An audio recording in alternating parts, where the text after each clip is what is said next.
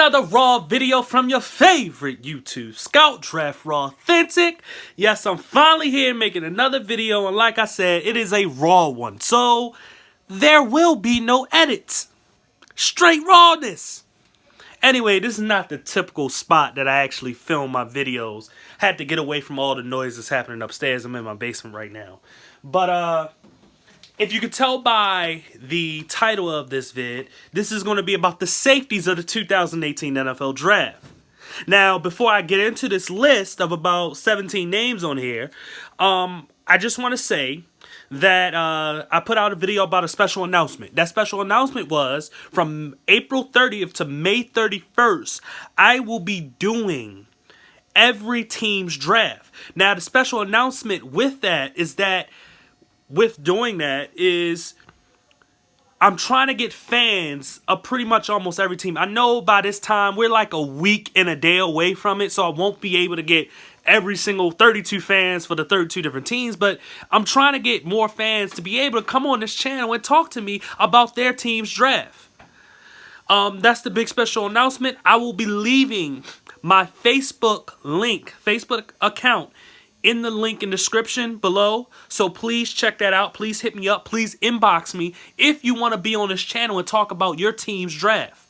After, I'm going to vet you a little bit just to see where your mind is, see how it's going to go, and then, if it's everything all checks out, then we'll be good and we can get into it. I'll put you on the show. You can then share the video with your friends and family and stuff like that.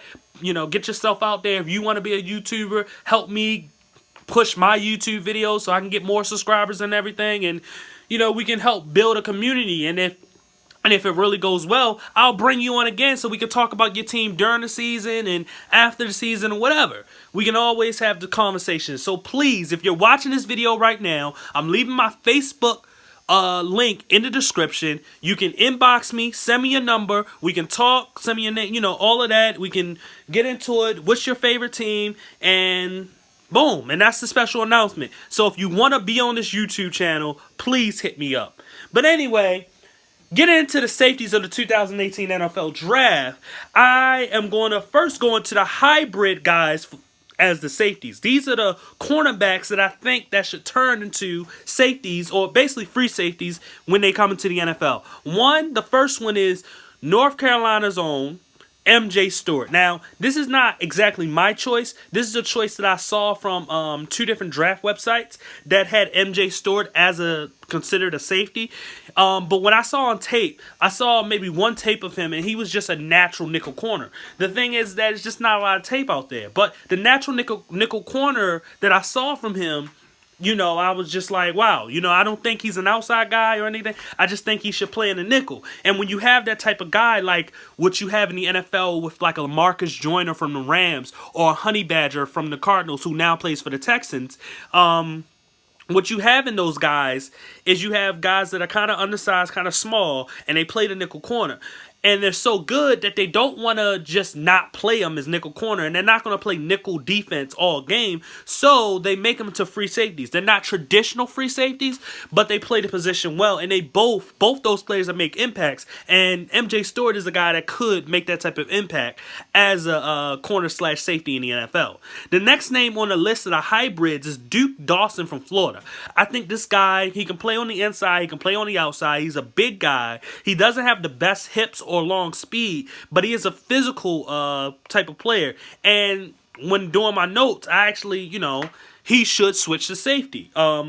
It's just the hips and the long speed are a concern to me when it comes to him. But with his ability to play nickel corner, from what I've seen, this is a guy that I think he can make good for what he's going to be when he gets to the NFL if they make that decision to switch him from corner to safety. The next name on this list is Tavares McFadden from Florida State. This is a guy that was supposed to be a high-ranking corner during the preseason of the college season, and he didn't play as well. But when I saw him on tape before, the combine and all of that, I saw a guy, I was like, wow, he didn't play that good, but he didn't play that bad. And you know what? He should switch to safety. Then the combine came around, and he ran a 4.67. I don't put too much in combine stuff, but running certain speeds, can tell me a little bit about who you are, except for if I feel as though it's not going to affect you. But it explained a lot for what I saw on tape. I saw a guy that probably should be a safety, and then he ran a speed that will probably suggest that he should make the switch. And with his physicalness at the position that he plays with, I've seen him play on the outside, but I've seen him play on the inside, blitzing and stuff like that. This is a guy that I think can make a natural free safety in the league, and because of him being so physical and him being a guy that's not afraid to make a tackle and stuff like that, that is a natural position I think that he will excel at. So those are the three hybrid players that I think that probably should make the switch. I'm not saying they're going to be good, and I'm not saying they're going to be bad. Those are just guys that I think will make the switch when they get into the NFL. Then there's probably more guys, but those are three guys that are the main guys that I see. Now, when it comes to the next names on this list, like I said, if you're watching this video right now, I'm going to go through the actual guys that play safety. So if your team has chosen a safety on this list, then come back to this. If you're watching this right now, hey, if I say he's going to be good, he's going to be good. If I say he's going to be bad, he's going to be... I'm not literally saying that the players... It's just my choice and what I think, and that's what it goes. I'm just saying these are the guys that I feel as though are going to be good and it's going to be bad. And if I'm wrong about it, please comment in the comment section if you don't like it. If it's later on, a year from now, and I was wrong, then hit me up. If I was right, then give me my props. But we'll see what happens. Anyway, I have two different lists. The guys that I don't like and the guys that I just don't know if they're going to be that good in the league. The guys that I don't like, Ronnie Harrison from Alabama. The tape that I seen, he wasn't as instinctive. He wasn't a great tackler. He was an average player out there playing against the big competition. I just didn't like what I saw. Damon Webb was probably one of the more inconsistent players that I saw on tape. He's a guy that has all the athletic ability, but he just doesn't put it all together. And I'm sorry if I didn't name. He's from Ohio State, if you don't know, Damon Webb. Armani Watts from Texas A&M is a guy that name has been out there since last year. I believe, I forgot who was the other guys. Justin Evans was the other guy, and you thought both of them would come out, and then only Justin Evans came out, and he decided to stay. It was a good decision to stay, but then it didn't actually do anything, too. His stock never rose and never fell. What I saw is still the same old, inconsistent, nothing really special about him. He can make a big play here or there, but it's not going to be on a consistent basis, and not just saying a big play, but just consistent play he's not going to have. And then Terrell Edmonds from Virginia Tech, he's a high energy guy, but he was inconsistent as well, and that's one of the guys that I don't like. Now I have an asterisk next to his name because I feel as though he can get better as a player, because I like players with high energy. If you heard me on any videos, I talk about high energy a lot when it came to the defensive line or the linebackers, and now we're at the DBs. High energy is a huge thing for me because it shows that you have a willingness to do something. You're trying. Trying plays a lot more to me than just kind of being out there and just playing. And that's what I've seen from a lot of these safeties that I saw, going down the list. And I was a little bit disappointed from this class in general that it wasn't more guys that I thought can give you something. There wasn't as many guys that I thought you could get something from. The simple fact is that I only have 6 names on my list that I felt as though, they can be pretty good. The rest of the list that I have done for players besides the defensive tackles, no, not defense, but the defensive ends had more than 6 names. So it's one of those things where it's a little bit of frustration. But we're going to go on to the guys that I'm just not sure about. Justin Reed from Stanford, I saw just average stuff. Nothing popped out. Kaiser White from West Virginia, same thing, average, nothing popped out. They just kind of were solid tacklers, but the cover skills were okay. It wasn't nothing that said that, they can be an impact player. And Troy Apke from Penn State, the white boy that ran a 4.35 at the 40-yard dash at the combine. He's a guy that I didn't see a lot of tape from, so I'm just not sure how good he's going to be. And then last but not least is Jesse Bates, who I also have an asterisk next to his name. And the reason why I have an asterisk next to Jesse Bates' name is because I hear a lot of good things about him, and I actually didn't watch the tape of him the year before. I watched the tape of him this year, and I didn't see like the crazy good stuff that everybody was talking about. I saw some pretty solid stuff, but nothing really popped out to me. Maybe if I watch his 2016 season, maybe I'll see something. But the 2017 2019 season, I didn't see a lot. I did look at the stats, and he did play better the year before than he did this year. But it's one of those things is that I take it off of what did you do for me lately and what you did for me for the year past. And you didn't do as well as you probably should have done. So I'm not going to like hinder that on him. That's why I have him on the I don't know list in terms of if he's going to be good or not. But I will say this. It's something that, you know, it's a little bit of concern that you didn't play as good as you did the year before. You got to get better as a player. And I don't know if he got better. But anyway, getting on to the list of the safeties I like. I'm about 10 and a half minutes into this video. I'm sorry about that. But we're getting into the safeties that I do like. Obviously, the number one safety, Mimico Fitzpatrick. There's not a lot that I can say about him. This guy's a jack of all trades. He can play almost every defensive back position. He's a smart guy, and I feel as though he's a guy that can make an impact on the defense with turnovers, with everything that he can do. He wasn't a huge turnover machine like that during his last year, but he's a guy that, you know, over the past 3 years, he's putting up a resume that says, hey, he's a smart, instinctive, good player that is going to make an impact when he gets into the league. So, Mimico Fitzpatrick, number one, from Alabama. Darrynton James from Florida State is the next name on this list. And I have an asterisk next to his name because the thing about him is that as a top 10 pick, I don't like picking a strong safety in the top 10. I'm a type of guy that if I'm going to pick you, you got to have deep cover skills. And that's the one thing that hinders him. He's a guy that can play in the slot and play against tight ends and receivers and man coverage. He's the type of guy that can make big tackles, make big hits, be pretty instinctive. But when it comes to regular cover skills, when it comes to him covering deep zones, that's not his forte. And he falters in that.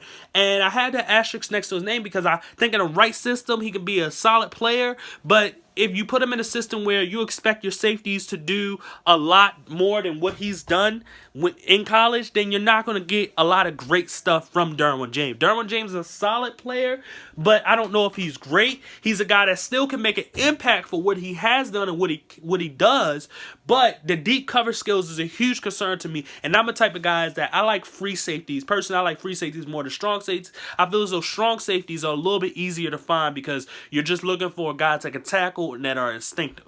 While free safety, you're looking for guys that affect the game when it comes to deep coverage to make sure that you don't have no plays going over your head. There's no 70, 80-yard passes down the field, 50-yard passes down the field. You always know that you have a safety that's going to stop that. Next name on the list is DeSean Elliott. This is a guy that I really, really like a lot from Texas. This dude, you talk about playmaker when it comes to getting the ball in his hands when he catching. He's not the Ed Reed type of turnover machine playmaker. He's not that. He's not the guy that's going to jump the route. He's not going to bait quarterbacks. He's one of those guys that's going to capitalize off your mistakes. He reminds me a little bit of a younger Eric Weddle that plays for the Baltimore Ravens right now. And the reason why I say that is that Eric Weddle is a guy, he's never going to jump route. He's just going to play his position, and if you make a mistake, he's always going to capitalize on it. Since Eric Weddle has been with the Ravens, I've literally seen him drop 2 interceptions. And over the past 2 years that he's been here, he's had at least 10, almost 12 interceptions, I believe. I don't know the exact number, but he's had a pretty high amount of interceptions for an older free safety. This dude, DeSean Elliott, is a natural free safety that is going to capitalize on the mistakes from every quarterback, and I think that he's going to be a good, solid player. He's going to be a little bit inconsistent with his cover skills and stuff like that, but I think he does enough as a player where you can have him as a starter and be a solid guy. Honestly, if you had DeSean Elliott and Darrynton James on the same backfield, I think you actually have a pretty good backfield, which is kind of crazy. But I think that both those guys kind of complement each other as safeties. The next 3 names on the list are late round guys that I think are going to do pretty well in the NFL. The first name is Godwin Ebuki from Northwestern. This dude was a high energy player. I love high energy players with everything that he did. Very, very much high energy. He was going sideline to sideline, making tackles. He was chasing guys. He was having solid coverage. It wasn't great, but it was solid coverage. He was a guy he had will. And that's what I like. I like will. I like the person that's willing to do stuff. I don't like seeing guys that get a little lazy, and he was never lazy when I seen him. And that's what I really, really like about Godwin Ebuki from Northwestern. If your team picks him, you're getting a good high-energy safety. Trust me, you're getting a solid guy. More of a strong safety, but you're still getting a pretty solid guy. Terrell Jameson is a guy from Wisconsin's next name on the list. Terrell Jameson. He is he's small, but he plays with big heart. He's about 5'10", 200 pounds. It's not like big. It's not, small, but it's not, too big. He's a guy that I like a lot because of his playmaking skills. He is a high energy guy as well. He's a guy that I think that is a natural leader. He was a leader on that Wisconsin defense. And when you think of what happened with Wisconsin this past season as being one of the better defensive teams in the nation, he was a guy that was kind of the leader of that. He did a lot of different things, and the numbers won't say it because he doesn't have a bunch of interceptions and stuff like that. But he's one of those guys that you have a role for him. And honestly, with him as a player, he can play both free safety and strong safety. Depending on what you want to do with him, he's the type of guy that I think that can do both. He's that interchangeable safety type of dude that honestly would just be a solid addition to any team that he plays for. He can blitz, he can do all these different stuff, but I really like what he comes with. The next name on the list, and the last name on the list, is Saira Neal from Jacksonville State. He is a jack of all trades, just like a Mimico Fitzpatrick. He also is a great special teams player. That is a huge thing for a lot of NFL teams, is to get a special teams player. He reminds me of Mimico Fitzpatrick from Alabama a lot because of his jack of all tradeness. I literally saw this dude one tape. He played free safety, he played strong safety, and he played slot corner. This dude was absolutely all over the field, and he's a beast. And I wasn't surprised because there's another Jacksonville State player that is in the draft, and that is a linebacker that if you check back on my defensive end / pass rushers video, I do talk about him. I should have put him in my linebacker videos, but I forgot to write his name down, and it was my bad. So I put him in the pass rush video because he does rush the passer pretty well. And when I thought that I could say he was the best player on the defense, no, Saira Neal was the best player on that defense. A guy that could be a leader, but a guy that also plays with high energy and just goes out there and puts it all on the field like it's his last game. And that's what I really, really like about Saira Neal. So if you choose any of these players that I talked about, that are going to be good players or that are going to succeed in the NFL, whether it's Mimico Fitzpatrick, Darrynton James, DeSean Elliott, Godwin Ebuki, Terrell Jameson, or Saira Neal, you're getting a really, really good player, and you're getting somebody that can really make an impact on a team or / defense. But anyway, please, I thank everybody for watching my video. If you heard the announcement early in the video, please check that out. If you really think about doing it, please hit my inbox. Facebook link is going to be in the description. Also, once again, if you like this video and you want to see more videos, please subscribe. If you didn't like what I had to say about a player, or if you want to comment on another player that I may have missed, please comment so we can debate about it. Please hit that like button, and please share this video so other people can join and they can see this video and we can have a huge draft community. Once again, this is Draft Raw Authentic. Thank you for watching.